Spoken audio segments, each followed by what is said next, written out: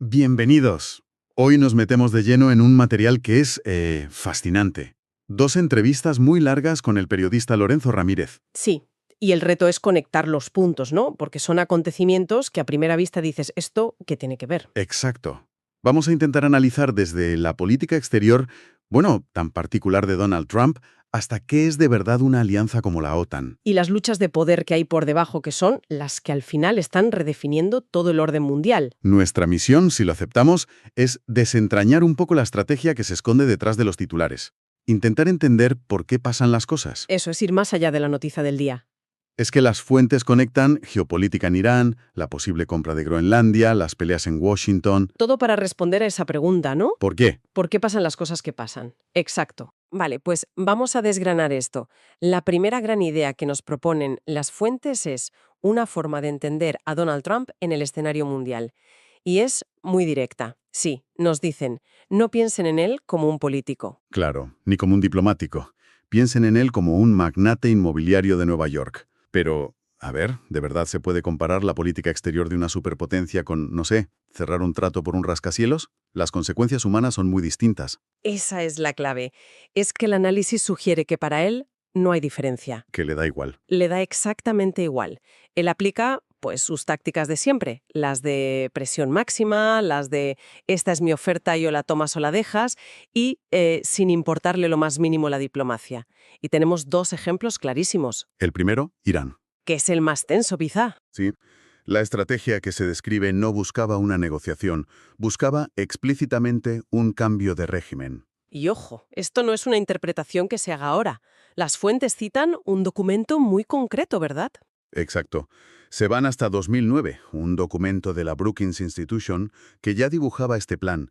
Y hay que saber quiénes son. Brookings es uno de los think tanks más potentes de Washington. Generalmente de centro izquierda, además. Eso es lo revelador, que desde ese ámbito se planteara algo tan agresivo. El documento se titulaba Fíjate qué directo. ¿Cuál es el camino para Persia? Suena casi a novela de aventuras. ¿Cuál es el camino para Persia? ¿Y qué? ¿Qué proponía ese camino? Pues dos pasos muy claros. Primero, sanciones económicas durísimas, diseñadas, y esto lo citan las fuentes, para crear hambrunas. Uf. La lógica era, si ahogas la economía de la gente normal, de las familias, el pueblo se acabará rebelando contra los ayatolás.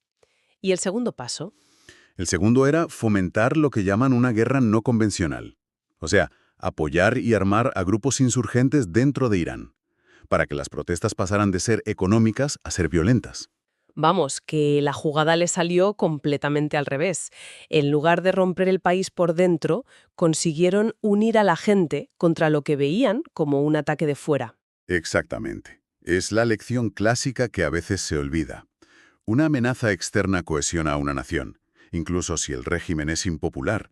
La paradoja, según el análisis, es que la presión de Trump, pues, acabó fortaleciendo al régimen que quería derrocar. Y esta misma lógica de negociación a las bravas, de yo pongo el dinero y se hace lo que digo, la vemos en un sitio que parece de otro mundo, Groenlandia. La oferta de Trump para comprar la isla sonó a locura, pero las fuentes insisten, fue un movimiento puramente estratégico. Totalmente. De capricho, nada. Se identifican tres motivos clave. El primero, los recursos. Las tierras raras. Exacto. Groenlandia tiene los mayores yacimientos fuera de China y son vitales para toda la tecnología. El segundo es logístico. Con el deshielo, quien controle Groenlandia controlará la futura ruta del Mar del Norte, Que cambia el comercio mundial por completo. drásticamente. Y el tercer motivo, como te puedes imaginar, es pura geopolítica. Que no lo controle otro. Que no lo controle China, que ya estaba allí invirtiendo, construyendo infraestructuras. Era un movimiento para cortarles el paso. Y la forma de hacerlo es puro Trump. La oferta, según nos cuentan, fue increíblemente directa. Prometió el equivalente a $100.000 anuales a cada nativo inuit. Frente a los 10.000 que reciben de Dinamarca. Una barbaridad, claro. Y cuando le preguntaron por la negativa del gobierno groenlandés, su respuesta fue, y cito, de una chulería asombrosa. ¿Quiénes son esos? Se la trae al fresco. Es que esa frase resume toda esa mentalidad de magnate. Aunque bueno, a pesar de esa chulería, el análisis concluye que ni la compra ni la anexión son probables. Fondo, bueno, solo haría oficial un control que ya tienen. Como que ya lo tienen. Hombre, Estados Unidos ya ejerce un control militar total sobre la isla. Tienen allí la base aérea de Pituffik, la antigua Thule, que es un punto clave de su defensa global. Militarmente, Groenlandia ya es casi territorio estadounidense. Esto solo añadiría el control económico. Este incidente con Groenlandia, que al final es territorio de Dinamarca, un miembro fundador de la OTAN, te hace preguntar ¿para qué sirve de verdad la alianza? Claro. Si uno de tus socios más poderosos actúa así contigo, ¿dónde queda la hermandad y la defensa mutua? Esa es justo la pregunta que plantean las fuentes. Y la tesis que exponen es muy provocadora, muy cínica. A ver. Sostiene que la OTAN nunca fue una alianza de iguales para defenderse, que fue una estructura diseñada por Estados Unidos después de la Segunda Guerra Mundial para mantener a Europa bajo su bota. Bajo su bota. Son palabras muy fuertes. ¿Cómo lo argumentan? Pues describen una jerarquía muy clara. La función de la OTAN, según esta visión, era mantener a Alemania controlada, que no volviera a ser una amenaza, y sobre todo que no se aliera con Rusia. ¿Y el Reino Unido? Y usar al Reino Unido como una especie de policía, un capataz, para vigilar que los intereses de la UE estuvieran alineados con Washington. La actitud de Trump, con su famoso «tenéis que pagar», pues simplemente dice en voz alta una relación de vasallaje que siempre estuvo ahí. Es como el nuevo sheriff que llega al pueblo. Y le dice al cacique de toda la vida, a partir de ahora, las reglas las pongo yo. Exacto. Entonces, si las alianzas entre países no son lo que parecen, el análisis de las fuentes sugiere que las divisiones dentro de los países, como la típica lucha entre izquierda y derecha, tampoco lo son. Exacto. Se introduce un concepto, el de que la verdadera estructura de poder es una plutocracia, o lo que llaman un capitalismo de amiguetes. Un momento, plutocracia suena muy bestia. Para que estemos todas en la misma página, ¿cómo lo definen las fuentes? Pues lo definen como un sistema donde el gobierno ya no responde a los ciudadanos, sino que está, secuestrado por los intereses de unas pocas grandes corporaciones y fortunas. Que al final son las dueñas de todo. Claro, porque esas corporaciones a su vez están participadas por los mismos fondos de inversión gigantes como BlackRock o Vanguard. Así que la supuesta competencia, la diversidad ideológica, es en gran parte un espejismo. Y esto nos lleva a esa supuesta gran batalla de nuestro tiempo que se menciona, la del mundo financiero de siempre, simbolizado por George Soros, contra las nuevas élites tecnológicas de Silicon Valley, Elon Musk, Peter Thiel.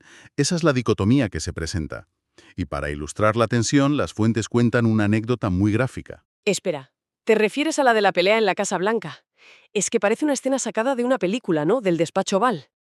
Tal cual. Se narra una discusión muy acalorada entre Elon Musk y un hombre de confianza de Soros, Scott Bessent.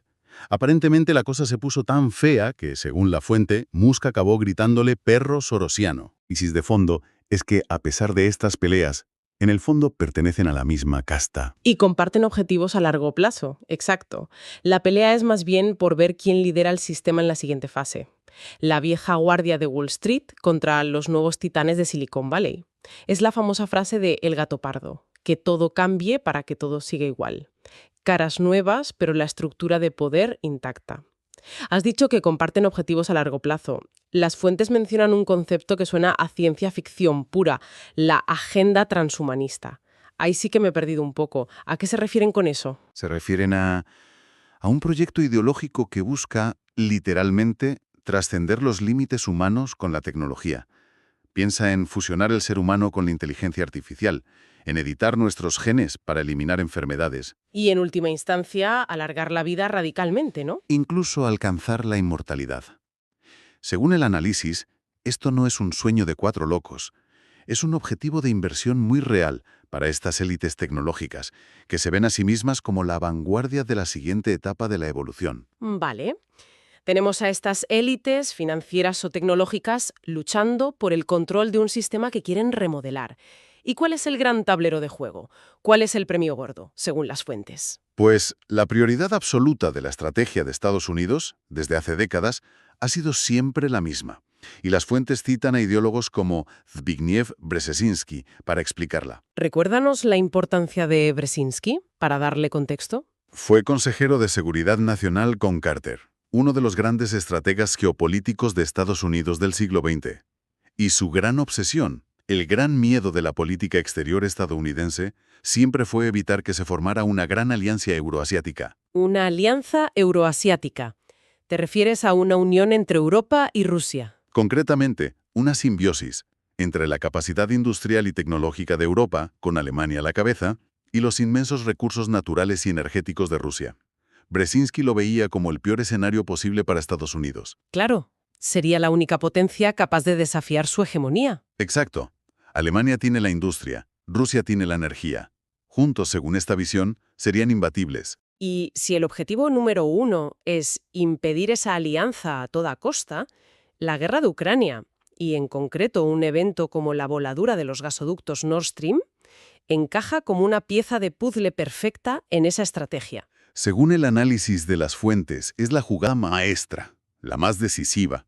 Los gasoductos eran el cordón umbilical de esa posible alianza, eran el símbolo de la interdependencia. Y volarlos por los aires corta eso de raíz. No solo corta el gas barato para la industria alemana, rompe la confianza, rompe la relación económica de una forma que podría ser irreversible, al menos para una generación. Y las consecuencias para la industria alemana, que era el motor de Europa, han sido devastadoras, lo que, a su vez, refuerza la dependencia de Europa de Estados Unidos. Efectivamente, se rompe el eje Berlín-Moscú y se refuerza el eje Washington-Bruselas.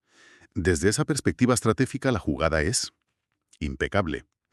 Esta idea de que los conflictos se instrumentalizan o incluso se permiten para alcanzar objetivos estratégicos es muy oscura. Y las fuentes la aplican a otro evento mucho más reciente y sensible, el ataque del 7 de octubre en Israel. Sí, y aquí es fundamental recalcar que el análisis que exponen las fuentes no se basa en especulaciones, sino que se apoya en informaciones de medios israelíes como Haaretz y en testimonios de militares de Israel. De acuerdo, es un punto importante. ¿Y qué es lo que argumentan? Pues argumentan que el ataque del 7 de octubre no fue para nada una sorpresa para la inteligencia israelí. Bueno, no. Mencionan que la inteligencia egipcia avisó a Israel repetidas veces en los días previos de que jamás preparaba algo grande. Lo que el análisis de estas fuentes israelíes ve como inexplicable y sospechoso es lo que llaman una dejación de funciones deliberada el día del ataque. Dejación de funciones. ¿Cómo es posible que algo así pase en una de las fronteras más vigiladas y tecnológicas del mundo? Esa es la pregunta del millón. Se habla de una tardanza de entre 3 y 5 horas en la respuesta militar. Unidades de élite que tardaron horas en llegar a sitios que estaban a minutos. Un fallo en cadena de todos los sistemas. La probabilidad de que todo fallara a la vez por casualidad es casi cero. Por eso se plantea la hipótesis de que se permitió que ocurriera. Para justificar una respuesta militar masiva que de otra forma no habría tenido legitimidad internacional. Vamos, una especie de 11S israelí. Un suceso traumático que sirve como excusa para una agenda que ya existía. Esa es la analogía. Una agenda ligada a la visión más dura del sionismo, el proyecto del Gran Israel, que, según se describe, busca expandir la influencia israelí desde el Nilo hasta el Éufrates. Y en ese gran plan estratégico, el obstáculo final, el gran enemigo a batir, siempre ha sido Irán. Exacto. El ataque del 7 de octubre, según esta controvertida visión, habría dado el pretexto perfecto para iniciar esa escalada regional con Irán como objetivo final. Bien, hemos hecho un recorrido realmente complejo, desde las tácticas de magnate de Trump en Irán y el Ártico, a una nueva visión de la OTAN como herramienta de control, pasando por la lucha de poder en la sombra entre las élites. Y el hilo conductor parece ser un orden mundial que se está reconfigurando a la fuerza, donde las alianzas se muestran como lo que son, estructuras de poder, y la diplomacia de siempre se sustituye por la imposición. Y todo esto nos lleva a la idea final que plantean las fuentes, que quizá es la más inquietante porque nos toca muy de cerca.